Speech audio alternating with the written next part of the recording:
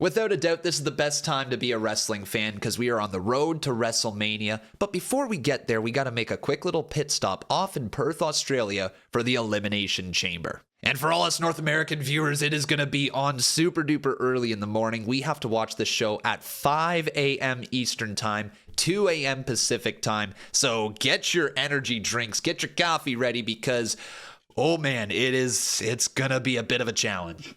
But with that being said, I'm going to be live this weekend, and I'm going to be covering all the action of Elimination Chamber, so you can watch me slowly deteriorate as my sleep schedule gets messed up. But for now, let's talk about our predictions for the show. As of now, when I'm recording this, there is only 4 actual matches announced for the Chamber and 5 segments in total, so there's not a lot of wrestling, and a lot of people are saying that this card is one of the most predictable cards WWE has put on in quite some time. While I don't disagree with that, I do want to start this off by saying predictable doesn't instantly mean bad, and we got to make sure that we're not going into Elimination Chamber thinking the show is going to be bad simply because we have a feeling of who we think is going to win. Now, in saying that, I do think that this show is actually predictable. You know, I don't think there's going to be a lot of major surprises happening at this one, but I think we're going to get some really good wrestling. Let's start things off with the big-time women's match that they have been advertising forever, it feels. Rhea Ripley versus Nia Jax. Now, I'm just going to go ahead and say this, all right? Nia Jax has been great since she's come back to WWE. Yes, I completely understand Nia Jax has a history of injuring people, but since she has come back,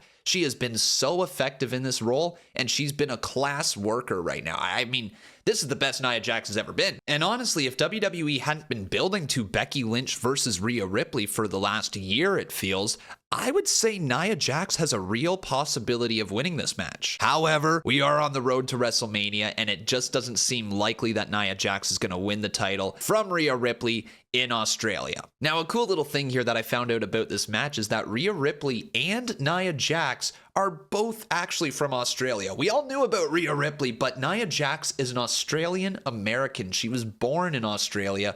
So this is actually a massive match, which very well could be the main event. Rhea Ripley from Australia versus Nia Jax, an Australian American. I mean, it writes itself. People have been throwing out this idea that potentially Nia Jax wins and it's going to be Rhea, Nia, Becky at WrestleMania because Nia has actually been so good in her role, but I just don't think that's what's happening. My official prediction is Rhea Ripley's going to beat Nia Jax, and then we're going to get the winner of the Elimination Chamber facing Rhea at WrestleMania. Now, speaking of the Women's Elimination Chamber, we have Liv Morgan, Raquel Rodriguez, Naomi, Becky Lynch, Bianca Belair, and Tiffany Stratton facing off inside the chamber. Now, this match could go in a couple different directions. I personally believe that Becky Lynch is going to win this thing just because of the story we've seen between Rhea Ripley and Becky Lynch already, and the fact that Becky Lynch and Rhea Ripley were at the press conference in a promo battle against each other. But forgetting all of that, if we look at what is actually here in front of us, there is a story made with Liv Morgan versus Rhea Ripley at WrestleMania. I don't think they're going in that direction right now, but it certainly is a possibility. Raquel Rodriguez, she just came back, and while it's great to see her back, and it's great to see her flex her back, it's not happening. It's not Raquel Rodriguez's time right now. Naomi, also another great return, but like,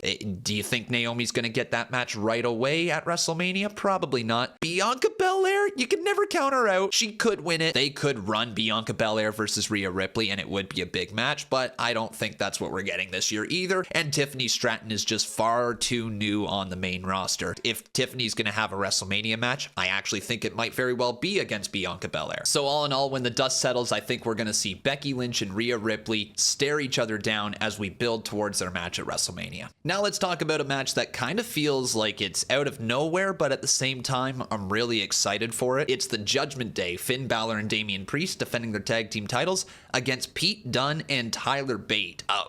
What was the name of that tag team? The New Republic Catch Club? No, that's not it. New Catch Republic. Name is interesting, to say the least. We got New Catch Republic versus Judgment Day for the tag team titles. Should be a really good match. Perth is going to be treated to an excellent tag team match. Tyler Bate and Pete Dunne are so good. Of course, Finn Balor and Damian Priest are also excellent, but like these guys, Tyler Bate and Pete Dunne, are finally getting some recognition. They've been in the WWE system for years, man. They've been there pretty much the entire time I've been a wrestling content creator, which is wild. So I'm excited for this one. However, I do not think the new Catch Republic is going to win the tag team titles. Judgment Day is walking out on top. Now let's talk about the Grayson Waller effect that is supposed to have Cody Rhodes and Seth Rollins as guests. I think this was put in here because WWE was expecting to have a lot of bigger names in Australia, and unfortunately due to injuries and all of that, they just weren't able to make it work. I think Seth Rollins was probably going to have a match at the Elimination Chamber. I think you were probably going to see CM Punk wrestle at the Elimination Chamber. There's no Rock advertised. There's no Roman Reigns advertised. So this right here, I believe, is to give the people of Perth the excitement factor. To sing "Whoa" for Cody Rhodes, to sing Seth Rollins' theme song, and to see them in the ring together. Heck, at one point, I'm pretty sure Brock Lesnar was supposed to be on this card, but he's not anymore due to stuff. So this makes sense why they are running this Grayson Waller effect. This could have major WrestleMania implications, though. We could be looking at the start of the build to the tag team match between Cody and Seth Rollins versus Rock and Roman Reigns. A lot of people are saying that night 1 main event could very well be that tag team match, and night 2 could be Cody versus Roman. Now, there's also been a lot of rumors out there that Perth really wanted to get The Rock, and Rock isn't advertised for the show, but he very well could be a part of it. I wouldn't be overly surprised if The Rock showed up in this Grayson Waller effect, but at the same time, I'm not holding out hope for it. It's a long flight to get down there to Australia, and if The Rock doesn't make the flight, The Rock doesn't make the flight. But that brings us here to the main event. We have the Elimination Chamber match to determine the #1 contender for the World Heavyweight Championship. It's Kevin Owens versus Bobby Lashley versus Randy Orton versus Drew McIntyre